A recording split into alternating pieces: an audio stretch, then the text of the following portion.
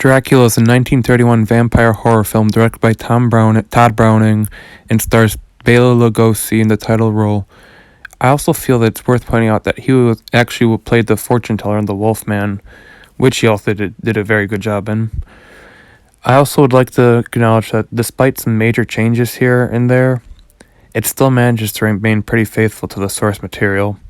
Anyway, let's haul ass to the review. The plot of this film revolves around a mysterious, yet charming dark figure named Count Dracula.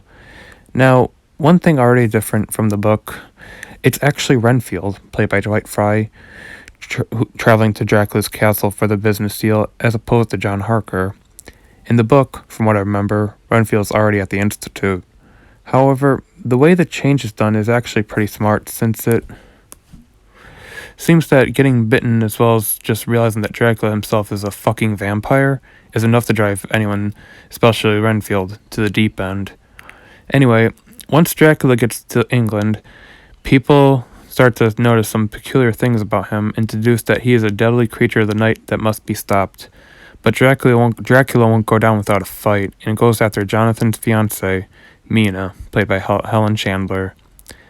This is one of the greatest vampire tales ever told.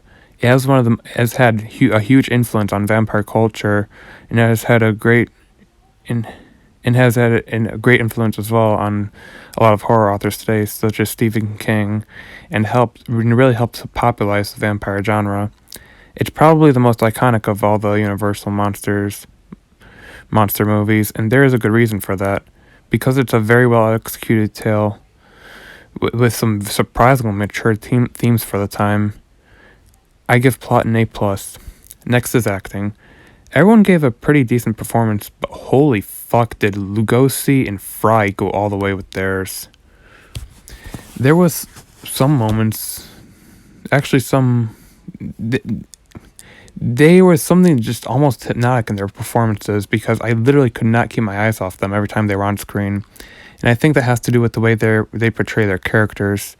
Lugosi is just so charming with his performance, but that only added to just how creepy his character was, and the fact that Dracula could serve as an allegory for predatory men in real life just adds to the creepiness.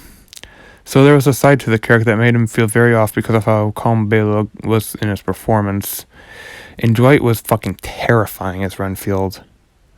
I actually think he was more frightening than Dracula, despite not being the blood-sucking beast himself.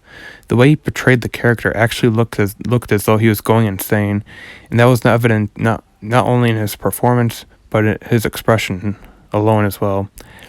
I mean, just look at his eyes. There's pretty much nothing left in them but crazy. Anyway, I give acting an A. And next, finally, directing. Like I said, this manages to remain pretty faithful to the source material, and Browning does a pretty good job in terms of execution as well as atmosphere. There are some moments in this film that manage to be pretty eerie, and just the look and feel of the film really add to the mood. I also feel that the fact that it's in monotone as opposed to color really complements the gothic atmosphere. The set design for Dracula's castle is also impressive, because it looks as though it's been around for a long time. Browning also does a fantastic job of pulling this movie along and making us not only engage in the story, but also the characters. I truly wanted to see Jonathan save Mina after she got involved with all the blood-sucking business. That's how believable Browning made the relationship. I wanted to see them get together. I actually wanted to see them get together. I give directing an A+.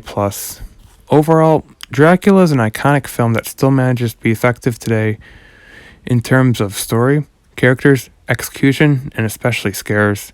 And it is probably the scariest of the classic Universal monster flicks next to The Wolfman. This movie has some pretty chilling scenes, and I can't help but wonder if Robert Eggers was inspired by this, as well as some other classic Universal monster films, when he made The Lighthouse, due to the similar mood and tone in that film. Anyway, I give Dracula an A. Thank you for watching, and don't forget to like and sub for more content.